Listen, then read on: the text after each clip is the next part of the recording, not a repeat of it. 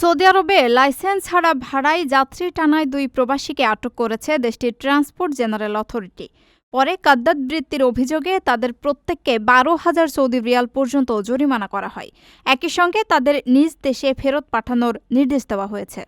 Transport অথরিটির মাঠ পর্যায়ের পরিদর্শক দল নিয়মিত অভিযানের অংশ হিসেবে এই ২ প্রবাসীকে হাতে নাতে আটক করে। সৌদি আরবের স্থল পরিবহন আইন অনুযায়ী উপযুক্ত লাইসেন্স ছাড়া যাত্রী পরিবহন সম্পূর্ণ নিষিদ্ধ।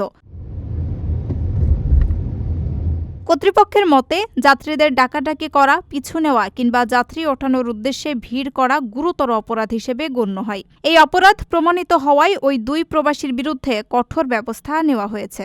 কর্তৃপক্ষ জানিয়েছে, অবৈধ যাত্রী পরিবহন জননিরাপত্তার জন্য যেমন ঝুঁকিপূর্ণ, তেমনি তা সেবার মান ও বৈধ চালকদের ব্যবসায়িক স্বার্থ ক্ষুণ্ণ করে।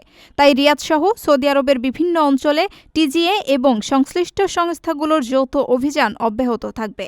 আইন অমান্যকারীদের বিরুদ্ধে কোনো ছাড় দেওয়া হবে না বলেও হুঁশিয়ারি দেওয়া হয়েছে।